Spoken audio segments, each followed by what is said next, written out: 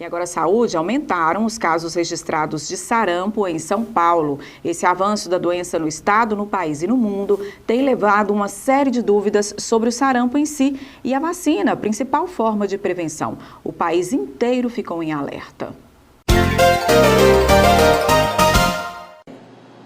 A vacinação contra o sarampo é a medida preventiva que melhor pode ser usada contra a disseminação.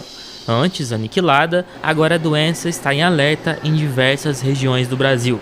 E a vacina é uma ferramenta bastante eficaz para atuar no seu combate. A vacina contra o sarampo ela gera uma imunidade, de 97% da pessoa apresentar esse quadro. Então é uma maneira da gente evitar o desenvolvimento e a disseminação dessa doença no nosso país, A vacina contra o sarampo é uma vacina trivalente, que é sarampo, rubéola e cachumba. Ela é indicada, que o Ministério da Saúde preconiza a idade de 1 ano a 29 anos, tem que ter 2 doses. E acima de 30 a 49 anos, eles têm 1 dose da vacina.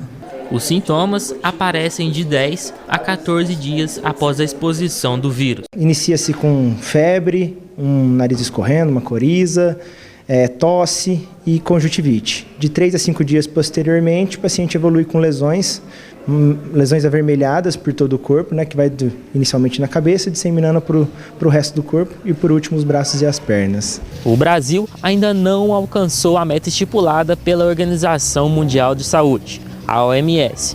Em 2018, foram mais de 10 mil casos confirmados de sarampos no país. E este ano, os surtos ainda persistem nos estados de São Paulo, Rio de Janeiro e Pará.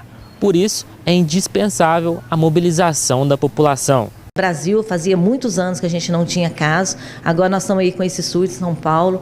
Isso mostra que a nossa população ficou vulnerável novamente. Então, o que a gente fala é o seguinte, é uma doença grave, que traz várias sequelas e que tem que ter a vacina, e a vacina é a única forma de prevenção.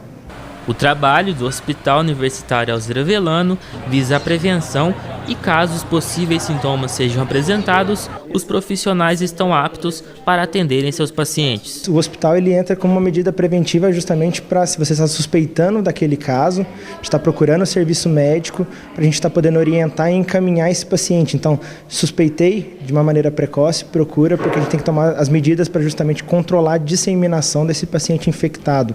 A gente tem que isolar esse paciente do contato com pessoas que estejam susceptíveis a apresentar essa doença, e o hospital justamente entra com essa função, de identificar, fazer o diagnóstico precoce e cuidar desse paciente. Olha, em Minas Gerais, os postos de saúde estão vacinando a população. Em todo o estado, as equipes intensificaram as ações. Saiba se você precisa vacinar.